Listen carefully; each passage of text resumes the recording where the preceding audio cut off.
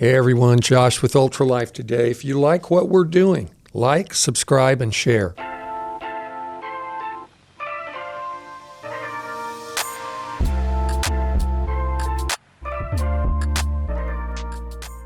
Hello everyone, welcome to Ultralife today. In our last couple of episodes, we started off with allergies with our guest, Mary Jane Fry.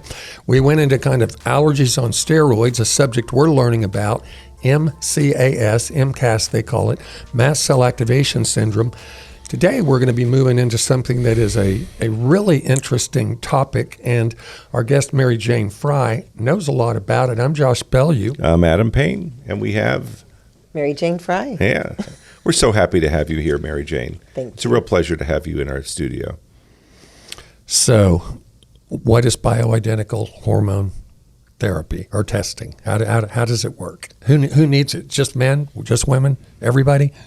So bioidentical means that the hormones in our system naturally we call that bioidentical. Okay. So because natural hormones was kind of a term used previous, but hormone Premarin is a horse estrogen. Right. It's natural, Right. but it's not natural to our bodies. Right. And so that's where we kind of shifted away from just natural and switched to calling it bioidentical. So hormones in our body, when we're in our natural cycles, we have an ebb and flow of estrogen and progesterone in the system dependent on what part of the female cycle that we're in. Men have testosterone pretty much on a normal basis, on a regular basis once they go through puberty. Women have testosterone, but it's much less than men. And so those are three of the bioidentical hormones that we look at for patients. DHEA is another bioidentical hormone that is from the adrenal system, but it plays a role and has some flow down on giving some estrogen benefits, some testosterone benefits. So we utilize that, and it helps cortisol. So adrenal issues, we use the DHEA also. So those are typically four of the hormones that I look at on a regular basis. Sorry, I have an itch. When do you recommend that someone go down that path? What's the symptoms that are associated with that for someone? Well, it depends on what part of their cycle, their women's life cycle they're in. I mean, we can have people who are having hormone issues in their teens. Bad cramps can be related to hormones, but it can also be related to other parts of our body's reactions to chemicals. Actually, our histamine that we were just talking about, histamine can cause cycle cramping. And so if somebody has bad allergies and then they get really bad cramps, working on what foods, what exposures, what their histamine reactions are can improve their cycles. But then hormonally, sometimes we utilize progesterone in the PMS phase of a woman's cycle, or a perimenopausal phase where they're in the years leading up to menopause. But PMS is every month they have a cycle, and sometimes they have mood issues or headache issues or the cramping that can go on prior to, when we say PMS, it's before they actually start their bleeding cycle. So how do you, I've heard so many people talk about this. For years it was just like, oh, doctors like, we just do blood tests to figure out what your hormone levels are, and that's fine. And then all of a sudden you hear, no, saliva tests. And then it just, and there's kind of warring factions out there, that talk about what's the best way to test.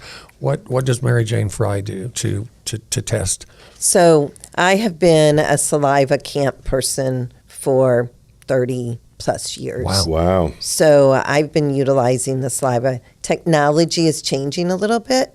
So at some point, I might not have to be as stuck on the saliva. But for now, that's where I've been. Now, there are urinary metabolites of estrogens and progesterones and testosterones and cortisol. And you can gain some information from those urinary metabolites also. So they call it a dried urine hormone test. It's actually, there's a T in there. It's called the Dutch test. Okay. Is one of the terminologies. But then other saliva companies are doing dried urine testing also. And that can tell which pathway it's going down in the estrogen cycle or which pathway it's going down in the testosterone side of it.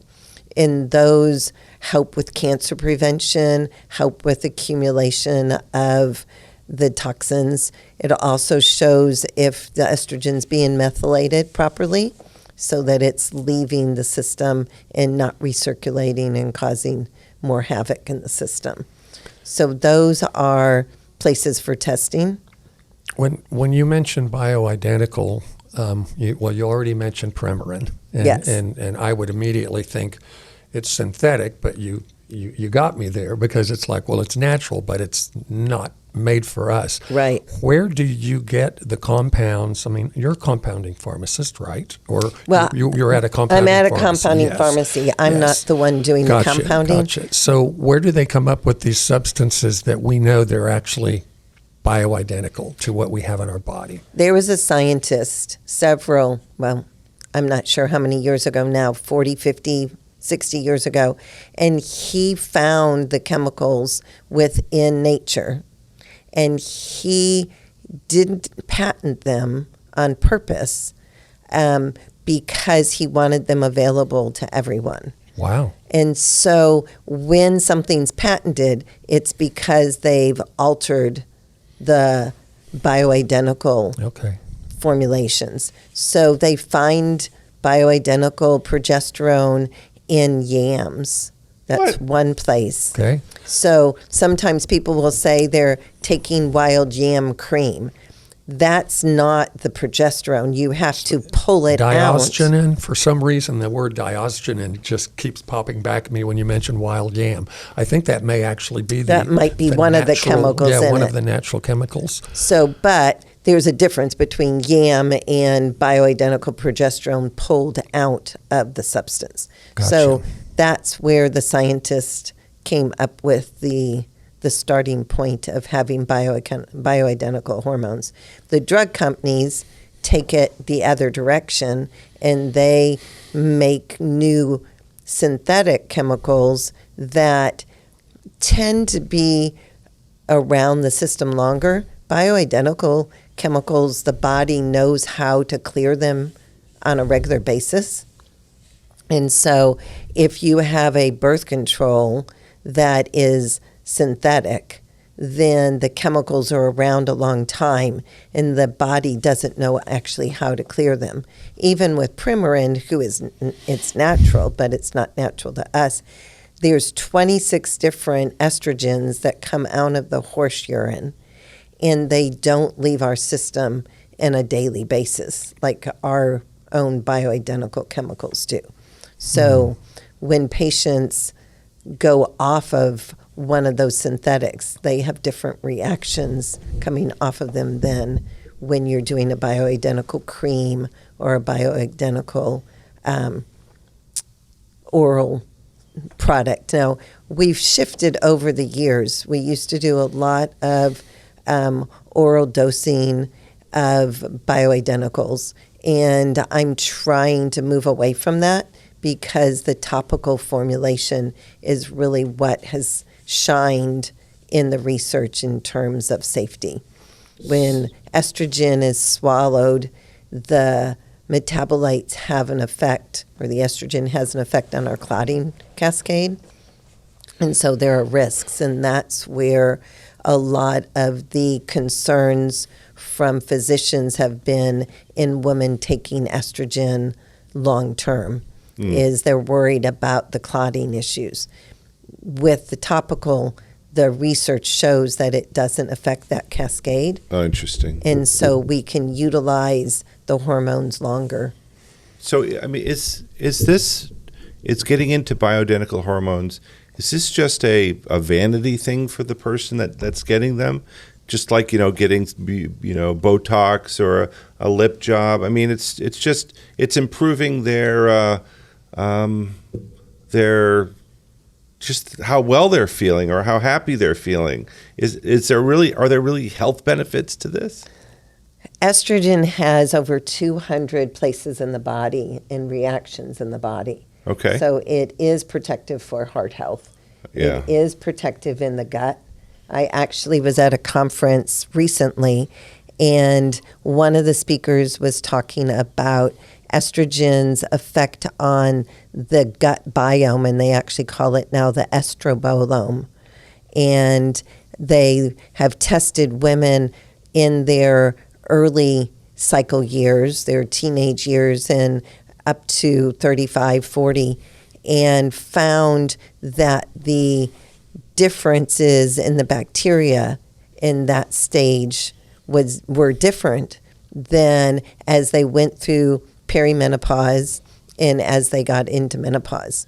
And so women with the estrobolome affected had more increased risks of infections and immune system issues compared to the women who were supplemented and were now getting those hormones to protect their gut. Even one of the estrogens is called estriol, and estriol has receptors, both estradiol and estriol have receptors in our gut. And so when women stop being able to use estrogen for whatever reason, then they're going to have different gut health consequences of that. Everybody, we're all just completely connected in our bodies, aren't we? Because, immune response, triggering the inflammatory cascade can all be tied to hormone as well. Absolutely. And potentially even some of the previous episode of allergy or even mast cell may play into that. So estrogen actually has a connection to histamine. They call estrogen amines, amines, and histamine is an amine. So they clear through some of the same detox pathways. So genetically we can see whether they're clearing well, but then dependent on how much estrogen you have in your system, if you have too much estrogen in your system, it can affect histamine or just estrogen in general. So yes, and then inflammation-wise, one of the other talks at the conference was all about menopause being an inflammatory state. What? And so low estrogen, and I had a woman years ago, we started her on some bioidentical hormones. She says, you might think I'm crazy, but my arthritis is better when I'm on my hormones.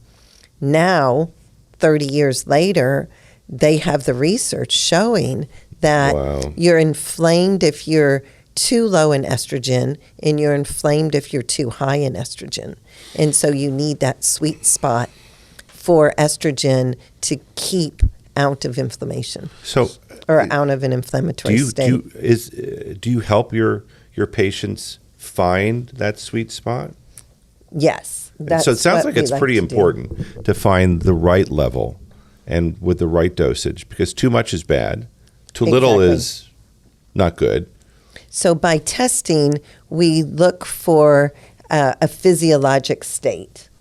That makes a lot of sense. There's supraphysiologic states, and there are some physicians, pharmacists that push people to supraphysiologic states, and I'm not one of them. I want what works best for the woman, gives them the response they need, but keeps them in that sweet spot. That makes a lot of sense. So that begs the question, how often does someone have to be retested? And I'm curious as well, do you ever resolve someone's hormone issues with a length of therapy, and then you test them and they don't need it as much anymore? Or no? No, So when it's it always, comes okay. when it comes to bioidentical, if you take the hormone away, and I've had people who their doctors have said, you need to go off your hormones. And sometimes it's 5 years later, 3 years later, that they're coming back saying, I'm not the same person. And so we work with them to get them back into that state. The brain needs hormones. So I have in my genetics, I think I've shared with you guys before, my mom lived to 91, but I inherited the Alzheimer's gene, which is really an oxidative stress inflammatory gene. And my mom had 4 bypasses in her 70s. And so my mom had breast cancer. So I had been I did some hormones, and then I went off some hormones and was doing an herbal rhubarb hormone supplement for a while. And then last year I went to a conference with my main mentor that I love hearing her speak. She's very research-based, and she was giving talks. And so I went up to her and said, okay, I have this breast cancer, I have this cardiovascular health, and now I know that I have the ApoE3, E4. And she said, I would put a 90-year-old woman on hormones if it was going to protect their brain and protect their heart. And so at that point, I was like, okay, I need to get myself back into the physiologic range of hormones so that I can keep myself aging well. So a thought occurred in the to me. sweet spot. Yeah. In the sweet spot. So a thought occurred to me. I mean, how much do hormones actually affect emotional health and mood? Because I've heard these. Josh, you're kidding, I've right? heard these jokes over the years. You are absolutely killing. Where a man will say, "Oh yes, I got my wife back. We're happily married again." And I'm like, "What are you talking about?" It's like, "Yeah, she went and she got bioidentical hormone therapy done." Tell me some stories. Okay, so estrogen is connected to serotonin. Oh. Progesterone is connected to GABA. Oh, wow. Those are our neurotransmitters. So if you do not have those hormones, sometimes people will say that they can naturally produce the neurotransmitters without the hormones. And if they can do that, then their mood might be better. But in terms of the bioidentical hormones, support for the brain, in the mood, the neurotransmitters, those are all definitely related to menopause, perimenopause, PMS, all of those different things that, all those different phases of a woman's life cycles. So yeah, I mean, you mean a man's life cycle. I mean, I regulate my life around my wife's cycles. Seriously. Yes. Well, and testosterone. So I mentioned estrogen and progesterone, but you're going to be in trouble. Women do need testosterone. But one of the places that I'm seeing now is the pellet industry, where they take hormones, put them in little pellets, insert them into the backside, and they release hormones for 3 months. Oh, wow. Unfortunately, not all doctors are using supraphysiologic responses, or they haven't checked people's genetics. Yeah. I feel like if you're going to do pellets, then you should be checking genetics to see how you're going to clear all of the hormones that you're putting into your system. Right, because it Good could cause point. coagulation issues or other things. It can cause coagulation issues. It can cause extra toxins when it comes to the estrogen metabolites or the Interesting. hair loss, mood changes in women, aggressiveness, have lower voices. What are you talking about? Do you see resolution in, you mentioned the lady with her arthritis. Do you ever see resolution in autoimmune type things when people go on bioidentical hormone replacement therapy? I think sometimes it can be more controlled. It just depends. Okay. There's, a lot of people get termed that they have an autoimmune disease when their ANA is elevated, but then they don't find what specific autoimmune disease it is. So they'll call it nondescript, or they just kind of say, well, we're going to watch you, or we're going to put you on this one medicine and just see how you do. See how you do. And so I would say, yes, that I have seen people have some improvement in their autoimmune diseases.